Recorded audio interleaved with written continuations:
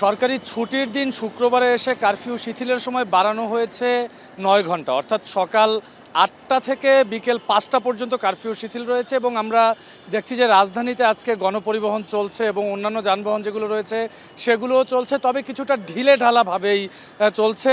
একান্ত খুব প্রয়োজন ছাড়া আমরা রাস্তায় মানুষজনকে বের হতে কমই দেখছি। তবে একই সঙ্গে কিন্তু গণপরিবহন যেভাবে চলছে, দূরপাল্লার যে বাসগুলো রয়েছে সেই দূরপাল্লার বাসও রাজধানী থেকে বিভিন্ন জায়গায় ছেড়ে যাচ্ছে। একই সঙ্গে বিভিন্ন যে দোকানপাট রয়েছে, বাজার রয়েছে, সেগুলোও আমরা দেখেছি যে মানুষের মোটামুটি ভিড় রয়েছে। অর্থাৎ যারা বাইরে বের হচ্ছেন তারা তাদের প্রয়োজনীয় যে কাজগুলো রয়েছেন সেই কাজগুলো সেরে কিন্তু আমরা দেখছি যে বাইরে বেরোচ্ছে। এদিকে রাজধানীর বিভিন্ন যে পয়েন্টগুলো রয়েছে সেসব বিভিন্ন পয়েন্টে আমরা দেখেছি যে আইন শৃঙ্খলা রক্ষাকারী বাহিনী যারা রয়েছে সেই আইন শৃঙ্খলা রক্ষাকারী বাহিনীর অবস্থানও রয়েছে আজকে। যদিও এই মুহূর্তে কারফিউ শিথিল রয়েছে, যার কারণে যেসব চেকপোস্টগুলো রয়েছে সেসব চেকপোস্টে কোনো ধরনের জিজ্ঞাসাবাদের মুখে পড়তে হচ্ছে না যারা যাতায়াত করছেন সড়কে। তবে আইন শৃঙ্খলা রক্ষাকারী বাহিনীকে আমরা দেখছিলাম সকাল থেকেই রয়েছে, বিশেষ করে সেনাবাহিনীর যে টিমগুলো রয়েছে সেগুলো সড়কে রয়েছে। এছাড়া র্যাব এবং পুলিশের